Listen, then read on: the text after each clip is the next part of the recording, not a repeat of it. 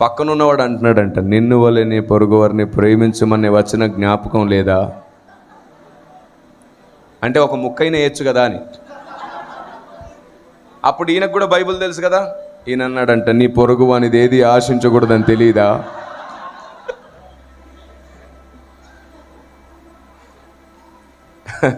ఇలా వాక్యాన్ని మన జీవితానికి అనుకూలమైన సందర్భాల్లో వాడుకోనే అవకాశం ఉంది. వాడుకుంటాం, సరదాగా దేవుడు కూడా నవ్వుకుంటాడు, చిన్నపిల్లలు చేసిన మిస్టేక్ని చూసి ఆనందించినట్టు. కానీ వాక్యంలోని అసలు ఉద్దేశాలు ఉంటాయి, వాటిని తెలుసుకోకుండా చనిపోవద్దు మనం.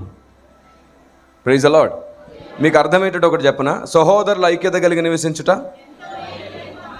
దీన్ని మేము సేవకులం వాడుకుంటాం, మీరు విశ్వాసులు వాడుకుంటారు.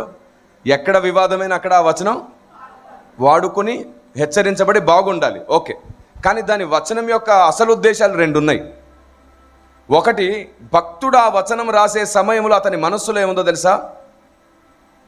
ఇస్సాకు వంశస్థులు, ఇస్మాయిల్ వంశస్థులు, సహోదరులు ఐక్యత కలిగి నివసించుట, అయ్యో వీళ్ళు ఎప్పుడు గొడవపడి యుద్ధాలు చేసి కొట్టుకొని చేస్తున్నారు, వీళ్ళు కలిసి ఉంటే ఎంత బాగుంటుందో అని కోరుకొని ఆ వచనం రాశాడు. పరిశుద్ధాత్మ దేవుడు ఆ వచనాన్ని ఆధారం చేసుకొని ఒక పెద్ద మర్మాన్ని, మహారహస్యాన్ని దాంట్లో జతపరిచేసి అహరోన్ని అందులో చేర్చాడు. తల మీద పోయబడ్డ తైలం అంగీల అంచు వరకు అని అన్నాడు. ఆ వివరణ చేర్చేసరికి అక్కడ ఆత్మీయ అర్థం కూడా, మర్మం కూడా చేర్చబడింది.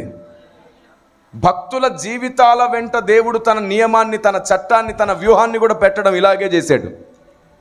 అందుకే జరిగిన చరిత్రలోంచి కూడా దేవుడు కొన్ని రహస్యాలను, కొన్ని మర్మాలను మనకు అర్థమయ్యేటట్టు బోధిస్తాడు. బైబిల్ని ఎప్పుడు కూడా వన్ సైడ్ చూడొద్దు. చరిత్ర చెబుతుంది, బైబిల్ని చరిత్ర కూడా చెబుతుంది. చరిత్రకు అందని జ్ఞానం కూడా బైబిల్లో ఉంది. ఆమేన్. పండితులు, స్కాలర్స్, బైబిల్ టీచర్స్ థియాలజీని ఆధారం చేసుకొని బైబిల్ని చెప్తారు. థియాలజీకి అందని స్పిరిచువాలిటీ కూడా ఉంది. ఆమేన్. నేను మళ్ళీ రిపీట్ చేస్తున్నాను, థియాలజీకి అందని స్పిరిచువాలిటీ కూడా ఉంది. నేను థియాలజీకి వ్యతిరేకం కాదు. 3 డిగ్రీలు చేసిన తర్వాత నాకు తెలిసి వచ్చింది, కాదు అక్షరం కంటే ఆత్మదేవుని జ్ఞానమే ముఖ్యం. ఈ అక్షర జ్ఞానం కేవలం ప్రారంభపు ఫండమెంటల్ మాత్రమే, ప్రారంభపు ప్రయోజనం, ఎలా ఎటువైపు వెళ్ళాలో చూపించే విధానమే థియాలజీ. కానీ ఎలా నడవాలో నేర్పించేది స్పిరిచువాలిటీ. ఆమేన్. రోడ్డు థియాలజీ ఏంటి? రోడ్డు. కానీ స్పిరిచువాలిటీ మొత్తం బండి, పరిశుద్ధాత్మ దేవుని ద్వారా నడిపించబడే బండి. రెండింటిని కలిపి చూడొద్దు, రెండింటిని సపరేట్గానే చూద్దాం. అలాగని ఒకదాన్ని ఎక్కువ ఇంకోదాన్ని తక్కువ చూడొద్దు. అందుకే ఈరోజు చూడండి, చాలామంది స్కాలర్స్, పండితులు, పెద్దవాళ్ళు ఏం చేస్తున్నారంటే అక్షరాన్ని ఆధారం చేసుకుని ఆత్మకార్యాలను వివేచించే ప్రయత్నం చేస్తున్నారు. అది అవ్వదు. ఆత్మకార్యములను అనుభవం చేతనే వివేచించగలుగుతాం మనం. ఏ అక్షర జ్ఞానము చేత ఆత్మకార్యములను మనం నిరూపించగలం? లేదు. అది ఖచ్చితంగా ఆత్మదేవుని రుచి చూడడం ద్వారానే తెలుస్తుంది. పరిశుద్ధాత్మను కలిగి ఉండుట అనే అనుభవం ఏదైనా బైబిల్లో ఉన్న సబ్జెక్టు తెలిస్తే వస్తుందా? పరిశుద్ధాత్మని పొందుట అంటే ఏమిటనే సబ్జెక్ట్ నీకు చెప్పాను, నీకు ఇప్పుడు ఆ ఎక్స్పీరియన్స్ వచ్చేస్తుందా? తెలీదు. జస్ట్ ఒక అవగాహన వస్తుందే కానీ అనుభవం రాదు. అవగాహనకి, అనుభవానికి ఆకాశానికి భూమికి ఉన్నంత డిఫరెన్స్ ఉంది. థియాలజీ అవగాహన, స్పిరిచువాలిటీ అనుభవం. ఆమేన్. మనకు రెండు కావాలి, రెండింటిని విడిచిపెట్టొద్దు. ఎప్పుడైతే రెండింటిని సరిగ్గా పట్టుకుంటామో అవి మనకు 2 రెక్కల్లాగా పనిచేస్తాయి. దేవునికి స్తోత్రం. కానీ ఈరోజు చాలామంది వన్ సైడే పట్టుకొని ఇంకో సైడ్ విడిచిపెడుతున్నారు. కాబట్టి వారు అక్షరార్థులై సిద్ధాంత వివాదాలు, గొడవలకు కారణమవుతున్నారు. చూసారా, ఆత్మదేవుని స్పష్టమైన నిరూపణ మన ముందుంది. ఇలా 1 కాదు 2 కాదు, ఎన్నో సంగతులు ఉన్నాయి బైబిల్ గ్రంథంలో. అసలు భూమి మీద ఫలములు ఫలిస్తున్నాయి కదా, అది కూడా చంద్రుడి వల్లే ఫలిస్తున్నాయి. భూమి మీద ఫలాలు ఫలించేవన్నీ కూడా చంద్రుడి వల్లే ఫలిస్తున్నాయి. ఎక్కడుంది ఈ మాట? ద్వితీయోపదేశ కాండము చూడండి. ద్వితీయోపదేశ కాండము 33వ అధ్యాయము 14వ వచనం నుండి.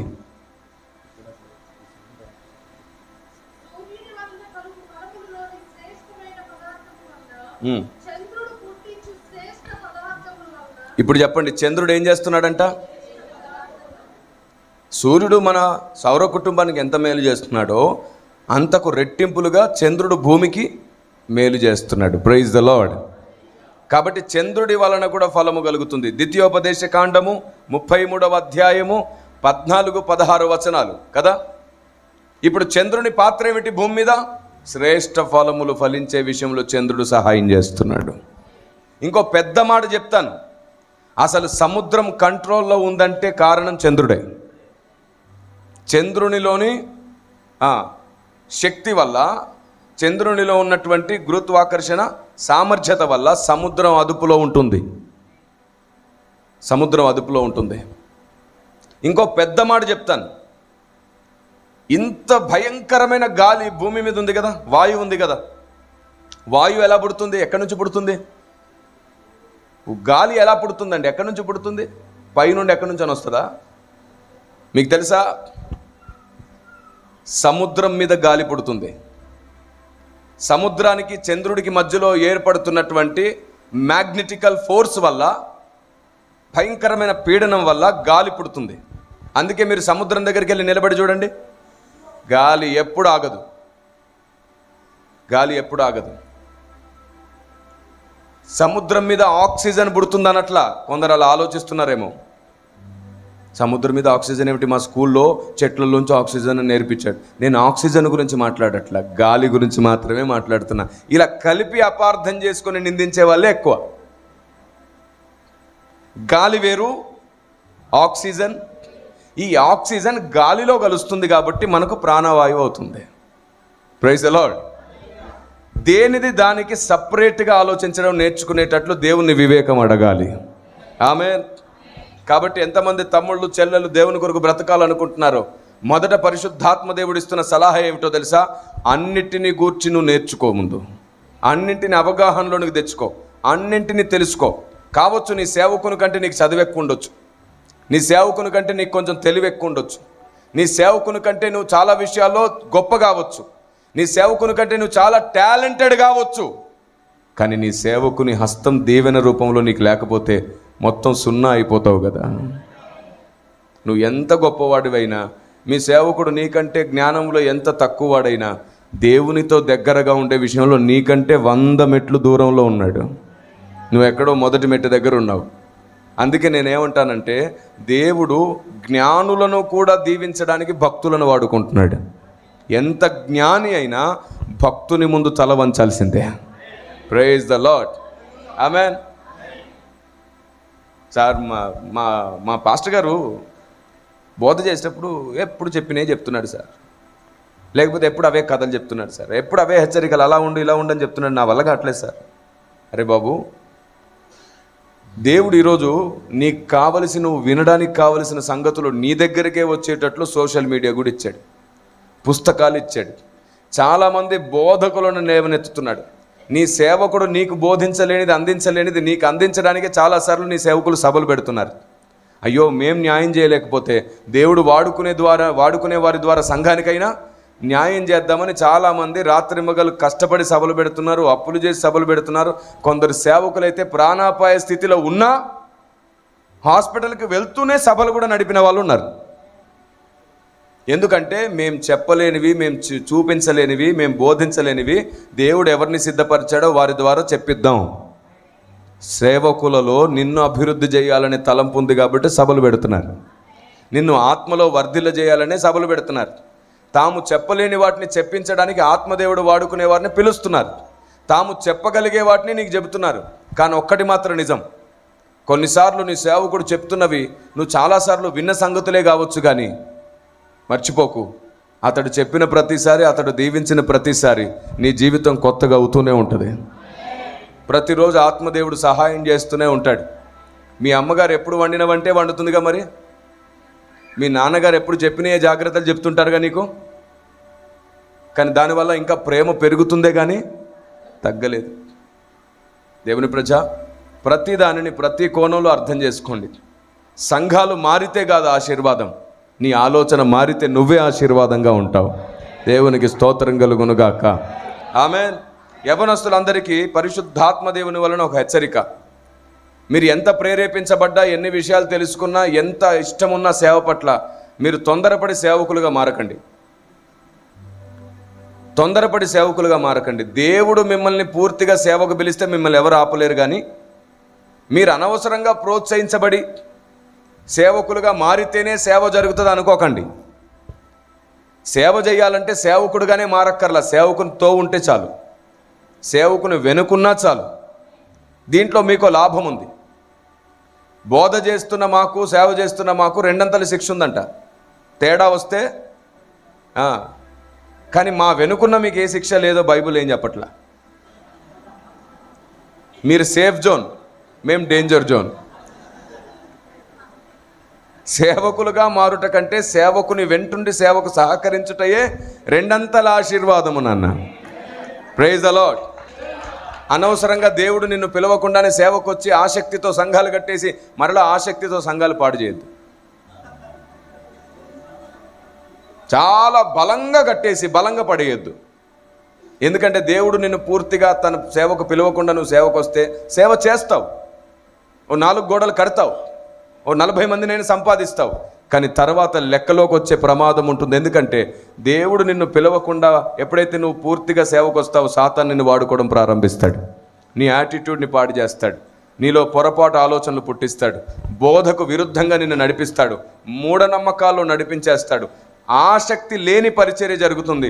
కొన్నాళ్ళకు చల్లారిపోతావు. అశ్రద్ధగా పనిచేయువాడు శాపగ్రస్తుడనే చోటుకి తీసుకెళ్ళిపోతాడు సాతాను నిన్ను. ఎందుకంటే ఈ భూమి మీద చివరి దినాల్లో ఆయన పిలుచుకొని వాడుకునే వారి ద్వారానే సంఘం సంపూర్ణ సిద్ధి పొందుతుంది. మిగతా వాళ్ళు మీకు ఆసక్తి ఉంటే ప్రాణం పెట్టేంతగా సేవకులతో ఉండి పనిలో ఉండండి, అప్పుడు మీరు వర్ధిల్లుతారు. సేవకులతో ఉండి కష్టపడండి, మీరు వర్ధిల్లుతారు. కానీ దేవుడు మిమ్మల్ని పిలిస్తే మోషేలాగా మీ సేవకుడే మిమ్మల్ని నిలబెడతాడు. రా యెహోషువవై నిలబడమని. దేవునికి స్తోత్రం కలుగునుగాక. ఆత్మదేవునిపై ఆధారపడండి, సొంత ఆలోచన పైన ఆధారపడకండి. ఆత్మదేవుడే మిమ్మల్ని పిలిస్తే ఎన్ని ఆటంకాలున్నా సరే తీసుకెళ్ళి నిలబెడతాడు మిమ్మల్ని. ఎవరు ఆపాలనుకున్నా తీసుకెళ్ళి నిలబెడతాడు ఆయన. ఆమేన్. నువ్వు ఎటు పరిగెత్తినా సరే తిరిగి తీసుకొచ్చి నిలబెడతాడు నిన్ను. దేవుని ప్రజ, ఆయన దేని కొరకు నిన్ను పిలిచాడో నువ్వు తెలుసుకోవడమే ఆలస్యం. ఒకటి మాత్రం గుర్తుంచుకో, నీ సొంత ఆసక్తితో నీ సొంత నిర్ణయంతో ఎటుబడితే అటు పరిగెత్తుకో. ఆయన ఆలోచనకర్త, నీకు ఆలోచన ఇచ్చి నడిపించే దేవుడు ఆయన. కాబట్టి బైబుల్ కేవలం భక్తిని మాత్రమే కాదు, బైబుల్ ఈ భూమి మీద యుక్తిని కూడా నేర్పిస్తుంది, నడవడం నేర్పిస్తుంది, నడిపించడం నేర్పిస్తుంది. బైబుల్ సమస్త బోధలకు ఆధారమయ్యింది. దేవునికి స్తోత్రం కలుగునుగాక. ఇంకో పెద్ద మాట చెప్పనా, ఈ భూమి మీద ఎన్ని మత గ్రంథాలు ఉన్నాయో ఆ మత గ్రంథాలన్నీ అవయవాలైతే ఈ గ్రంథం మాత్రం తలస్థానంలోకి వెళ్ళి కూర్చుంటుంది. ఆమేన్. ప్రతి గ్రంథంలో ఉన్న ప్రశ్నలకు జవాబు చెప్పే తల ఇది. ప్రతి గ్రంథంలో ఉన్న ప్రశ్నలకు జవాబు చెప్పే తల. ఎందుకు నేను ఇంత పెద్ద మాట అన్నానంటే, నేను ఒక పుస్తకం రాశాను, దాని పేరు ప్రపంచమంతట నిజదేవుని ముద్ర. దాని పేరు ప్రపంచమంతట నిజదేవుని ముద్ర. ఈ పుస్తకంలో నేను గొప్ప ఆధారాన్ని ఇచ్చాను. ఏమిటంటే, ఈ ప్రపంచంలో మీరు ఏ దేశానికి వెళ్ళినా ఏ గ్రంథాన్ని, ప్రామాణిక మత గ్రంథాన్ని పట్టుకుంటే దేవుని గూర్చి గుర్తులు చూపించి సువార్త చేయడానికి ఆధారాలు ఉన్నాయి. అయితే ప్రతి గ్రంథంలో 10% దేవుణ్ణి గుర్తించే గుర్తులున్నాయి, 90% వారి ఆచార సాంప్రదాయ పద్ధతులు ఉన్నాయి. అది మనుషుని వల్ల కలిగింది. కానీ మనుషుని వలన కలగకుండా వారు దేవుణ్ణి తడువులాడి కనుగొనిన గుర్తులు కొన్ని రాసుకున్నారు. మీకు జ్ఞాపకం ఉందా? బాబేలు గోపురం దగ్గర నుంచి దేవుడు ప్రజల్ని చెదరగొట్టడమే కాకుండా వాడు తడువులాడి కనుగొను నిమిత్తం ఆయన పొలిమేరలు నియమించాడని ఉంది. ఆమేన్. అలా వారు దేవుణ్ణి తడువులాడి కనుగొని, దేవా నువ్వు ఎవడివయ్యా, దేవుడా నువ్వు ఎవరివి అని అడిగి తెలుసుకున్నప్పుడు వారికి తెలిసిన దేవుని గుర్తులను రాసుకున్నారు. అలాంటి గుర్తులు రాసుకున్నారు కాబట్టే చాలామంది ఇది నమ్మరు, వేరే గ్రంథాల్లో దేవుని గుర్తులు ఎందుకు ఉంటాయంటారు. అలా రాసుకున్నారు కాబట్టే తూర్పు దేశపు జ్ఞానులు నక్షత్రం అనే గుర్తును పట్టుకొని ఆయన్ని వెతుక్కుంటూ వెతుక్కుంటూ వెతుక్కుంటూ రాగలిగారు. వారి గ్రంథమైన జెండ్ అవస్థ అనే గ్రంథంలో రక్షకుడు జన్మిస్తే ఆయన నక్షత్రం ఆకాశంలో పుడుతుందని, ఆ నక్షత్రమే మిమ్మల్ని ఆయన దగ్గరికి నడిపిస్తుందని, ఆ నక్షత్రం అన్ని నక్షత్రాల కంటే భిన్నంగా ఉంటుందని, అన్ని నక్షత్రాలు నెలకు 6 నెలలకు మారిపోవచ్చు కానీ ఆ నక్షత్రం మీరు గుర్తించేంత వరకు ఆకాశంలో మారదని చెప్పబడింది. అందుకే వారి దేశస్థులు చాలా కాలం, చాలా నెలలు, నాకు తెలిసి దాదాపుగా 1 సంవత్సరం పైగానే వారు పరిశీలించి చూశారు, ఈ నక్షత్రం మారట్లేదే, పైగా చాలా ఉన్నతంగా గొప్పగా ఉంది అని అప్పుడు ఆ నక్షత్రాన్ని వెంబడిస్తూ వచ్చారు. అందుకే తూర్పు దేశపు జ్ఞానులు యేసుప్రభు దగ్గరికి రావడానికి 2 సంవత్సరాలు పట్టింది. వెంటనే పశువుల పాకలో యేసుప్రభు ఉండగా రాలేదు వాళ్ళు. మనం చెప్పుకుంటాం అలాగా, ఎలాగో క్రిస్మస్కి దగ్గరలో ఉన్నాం కాబట్టి చెప్తున్నా. పశువుల పాక దగ్గరికి జ్ఞానులు రాలేదు. కేవలం పశువుల కాపర్లు మాత్రమే, గొర్రెల కాపర్లు మాత్రమే అక్కడికి వచ్చారు. యేసుప్రభు దగ్గరికి జ్ఞానులు వచ్చే సమయానికి యేసుప్రభు ఇంటి లోపట ఉన్నాడని ఉంది. వారు ఆ నక్షత్రమును చూచి అత్యానందభరితులై ఇంటిలోనికి వచ్చి అని ఉంటుంది. మనం ఎక్కడ పెడతాం స్కిట్ వేసినప్పుడు జ్ఞానుల్ని? వాళ్ళు ఎంత ఫీల్ అవుతారో తెలుసా? రేపు పరదేశంలో కానీ నీకు కనబడ్డారంటే నీ ముఖం మీద అడిగేస్తారు, ఎరా అసలు పశువుల పాక దగ్గరికి మేము వెళ్ళాం, మమ్మల్ని ప్రతి సంవత్సరం పంపిస్తున్నారు మీరు అక్కడికి. కనీసం లేఖనమైన చదువుకోవచ్చు కదా. అలా చదువుకోకుండా మీకు నచ్చింది ఎలా నమ్మేస్తున్నారు అని అడిగితే ఏం చెప్తాం? అదేలేండి మరి చిన్నప్పటి నుంచి అని. ఇంకేం చేయగలం? లేఖనాన్ని మీరు పరిశీలించి చదివినప్పుడు ఆత్మదేవుడు మీ ఆసక్తిని బట్టి మిమ్మల్ని ఇంకా లోతులోనికి నడిపిస్తాడు. కాబట్టి పశువుల పాక దగ్గరికి జ్ఞానులు రాలేదు, జ్ఞానులు వచ్చింది ఇంటి దగ్గర.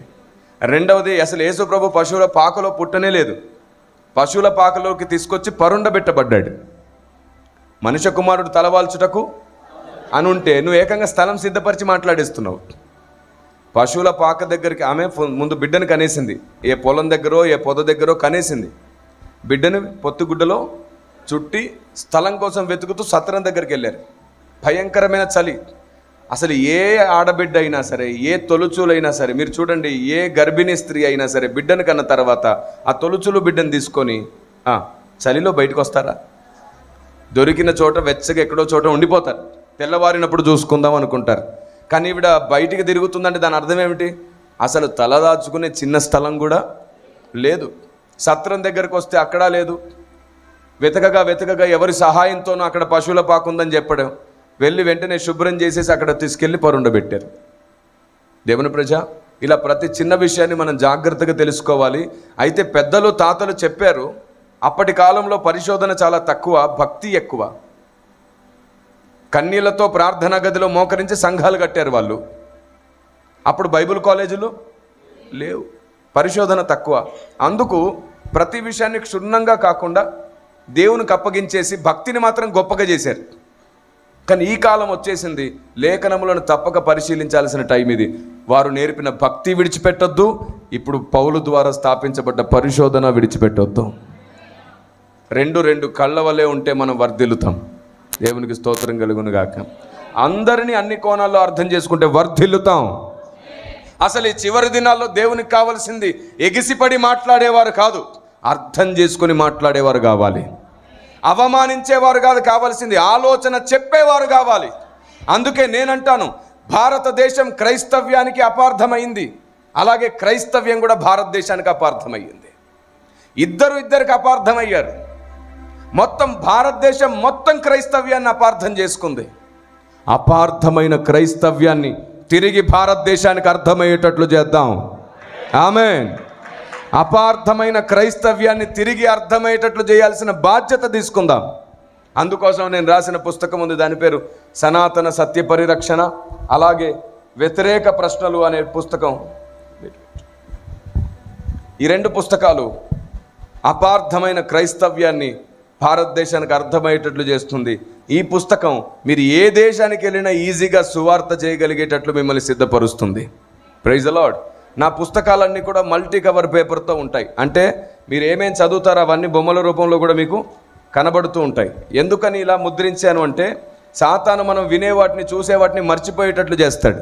కానీ సైకాలజీ ఏం చెప్తుందంటే, చూస్తూ చదివితే త్వరగా మర్చిపోలేము, చూస్తూ చదివితే ఎక్కువసేపు కూడా చదువుతాం. వాడేమో మర్చిపోయేటట్లు చేస్తున్నాడు. వాడి విష ప్రయోగానికి నా విరుగుడు ప్రయత్నం ఇది.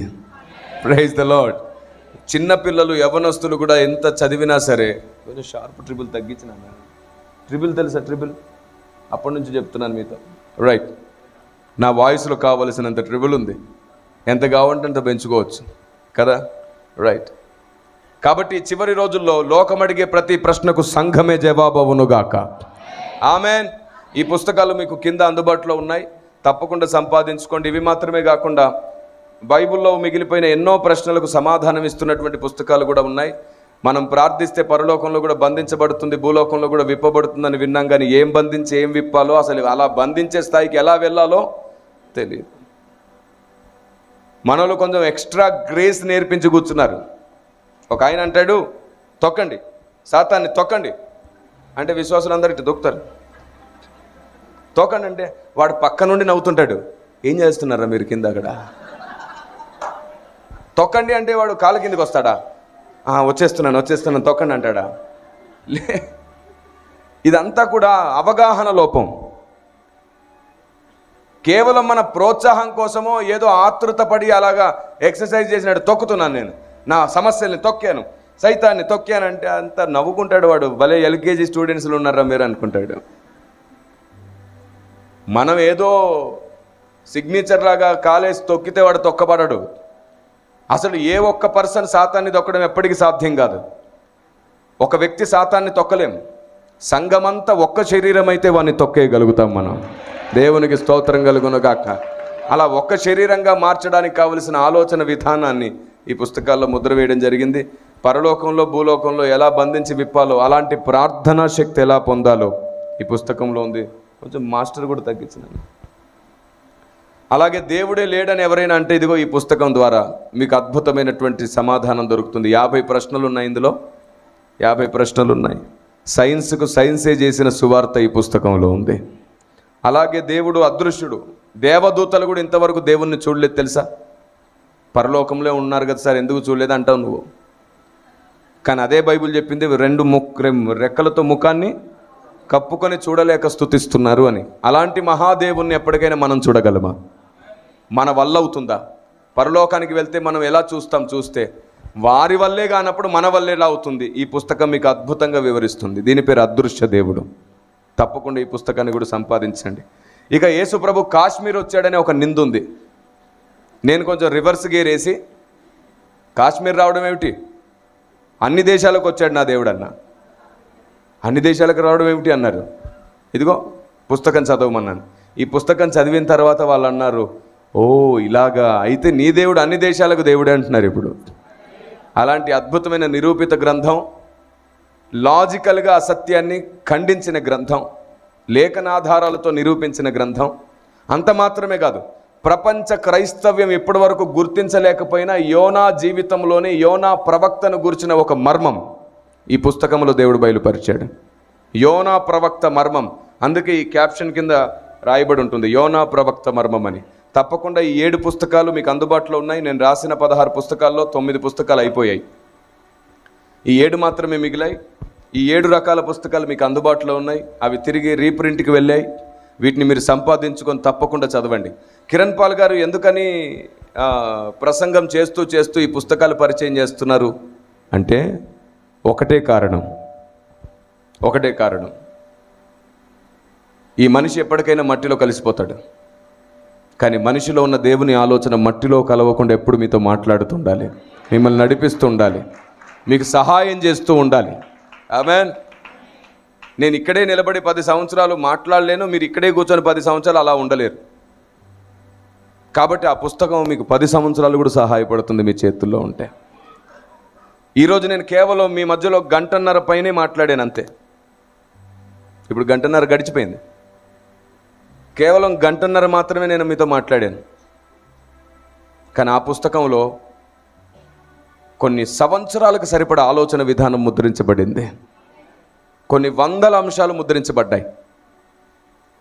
కాబట్టి దేవుని ప్రజ, దేవుని దగ్గరగా నేర్చుకుందాం, వాక్యాన్ని దగ్గరగా నేర్చుకుందాం, అందరినీ దగ్గరగా అర్థం చేసుకుందాం, ప్రతి మినిస్ట్రీని, డినామినేషన్ అర్థం చేసుకుందాం, ప్రతి సేవకుని అర్థం చేసుకుందాం, అసలు ఈ భూమి మీద ఏం చేస్తే దేవుని చిత్తం జరుగుతుందో అర్థం చేసుకుందాం. ఆమేన్. ఈ అపార్థమైన క్రైస్తవ్యాన్ని ఎలా సమాజానికి అర్థమయ్యేటట్లు చేయాలో నేను యూట్యూబ్లో చాలా మెసేజెస్ పెట్టాను. దాదాపుగా 900 వీడియోస్ ఉంటాయి యూట్యూబ్లో, మీరు వెళ్ళి చూడండి.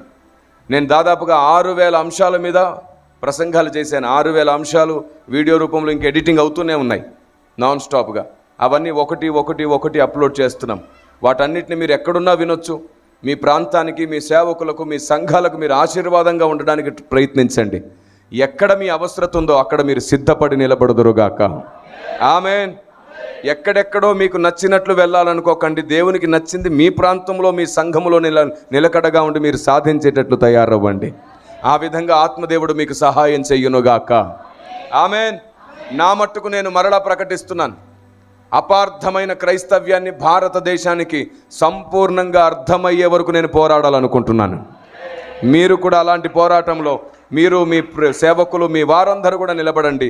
ఇటీవలి కాలంలో నేను ఎంపీఐ అనే ఒక అద్భుతమైన వేదిక ప్రారంభించాను. దాని పేరు మిషన్ పీస్ ఇండియా.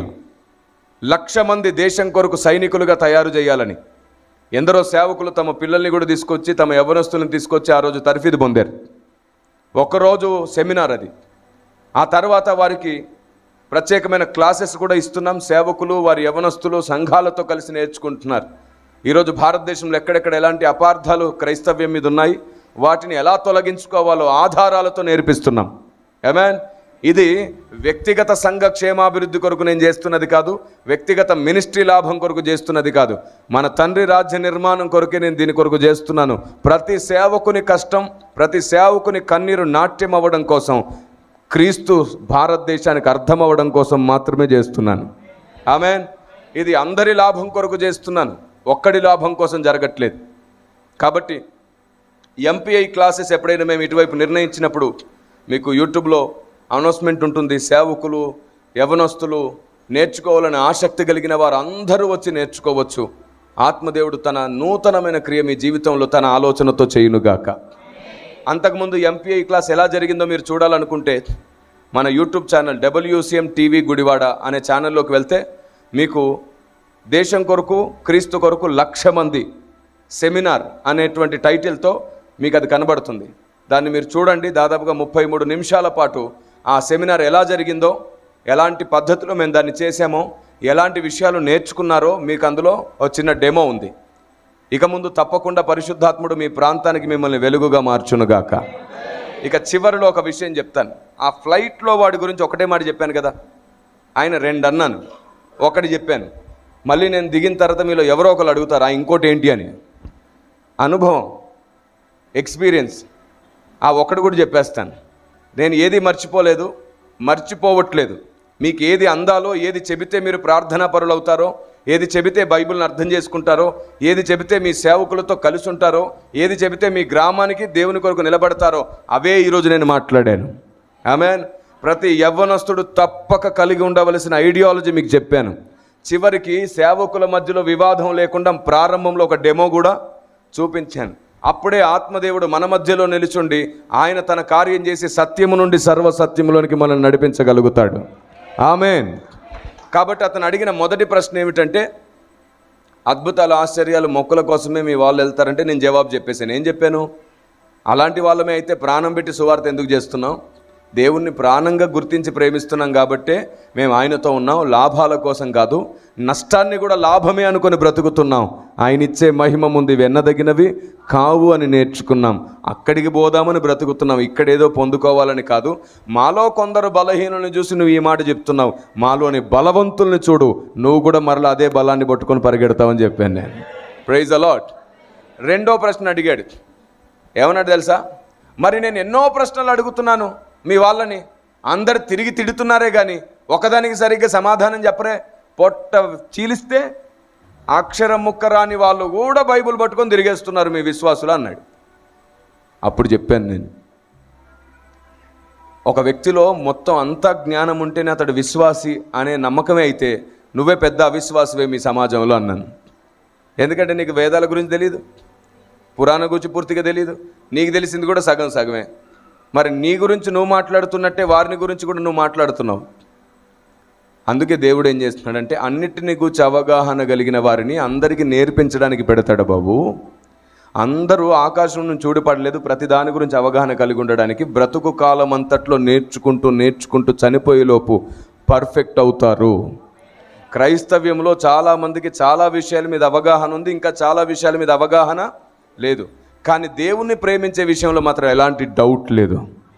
దేవుని కొరకు బ్రతికే విషయంలో ఎలాంటి డౌట్ లేదు, ఆయన కొరకు ప్రాణం ఇచ్చే విషయంలో ఎలాంటి డౌట్ లేదు, విశ్వాసంలో ఏ డౌట్ లేదు, యథార్థతలో ఏ డౌట్ లేదు, సువార్త విషయంలో ఎలాంటి డౌట్ లేదు. కానీ ఆయనను గూర్చిన జ్ఞానం, మీరు అడిగే ప్రశ్నలకు సమాధానం అందరు చెప్పలేకపోవచ్చు, కానీ మీకు కావలసిన జీవం మా అందరి దగ్గర ఉంది అని చెప్పాను నేను. Praise the Lord. మరి ఆయన ఒక మాట అడిగాడు, మరి జ్ఞానం కలిగిన వారు కూడా మమ్మల్ని విమర్శిస్తున్నారే. అప్పుడు నేనేం చెప్పానో తెలుసా? అగ్ని పెట్టి దాన్ని రాజేసి మీ నాలుగుతో ప్రకృతి చక్రమునకు చిచ్చుబెట్టి పోతున్నాను, నేను చిక్కుకుపోయానని మీరే విలవిల్లాడుతున్నారు. భక్తులు ప్రార్థనా పరులుగా ఉంటే రెచ్చగొట్టింది ఎవరు? మౌనంగా మా పని మేము చేస్తుంటే అడ్డగిస్తుంది ఎవరు? మేము దేవుణ్ణి ప్రకటిస్తుంటే నిందిస్తుంది ఎవరు?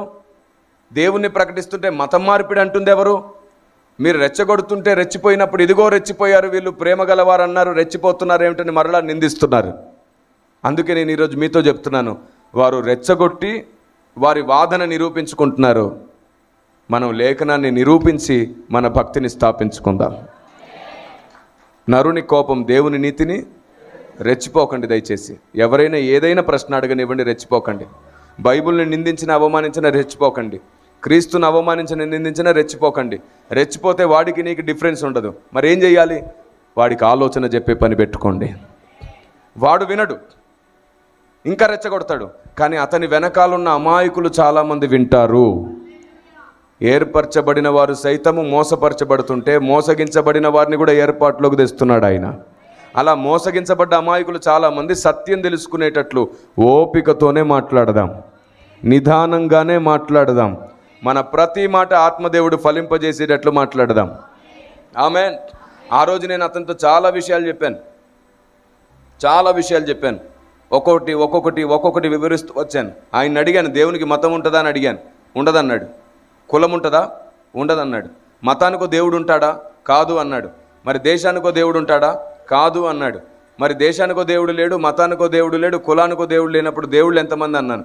ఒక్కడే అన్నాడు. మరి నువ్వేంటి మరి ఒక్కరిని పట్టుకోకుండా ఇంతమందిని పట్టుకున్నావు అన్నాను. ముందు సత్యంలోనికి రా అన్నాను. సరే ఆ ఒక్కడండి, మరి ఆ ఒక్కడెవరు? మీ దేవుడేనా అని నన్ను వ్యంగ్యంగా అడిగాడు. నేను అన్నాను, నా దేవుడని నేను చెప్పను, నీ దేవుడని నువ్వు చెప్పకు. ఒక 30 రోజులు నేను చెప్పింది చేయన్నాను. ఏం చేయాలన్నాడు.